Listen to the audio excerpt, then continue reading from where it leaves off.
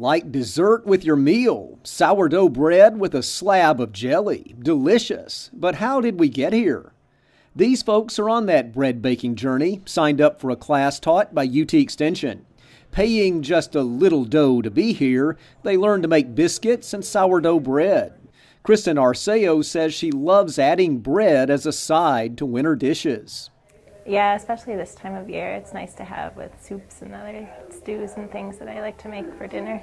You know, in our region, food is just a huge part of our lives, and everyone here already has a starter that their grandmother taught them how to make, and it's just a huge part of our culture. Rachel York, Family and Consumer Sciences Agent with UT Extension, teaches the group. The starter is the batter made beforehand, then mixed together water, flour, sugar, salt, and yeast. From there, it's time to really get your mitts in it. Some good strength training here as class members knead the dough. As the bread bakes, there's science involved in making it rise. You have a starter that has sat out over time, and it culminates bacteria, and that causes to rise. It's like a wild yeast that causes it to rise. And so you put it in your dough, and you mix up the batter, and then that causes it to rise because you have organisms that do that naturally.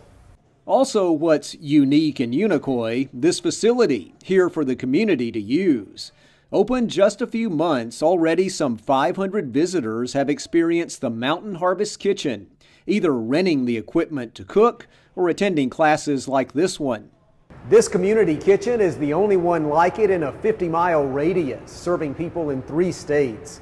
It was built for 2 purposes: to encourage entrepreneurs to produce great foods and educate the public about nutrition. So it's a certified manufacturing facility. We kind of straddle lots of different areas. So our typical clients would be packaged foods.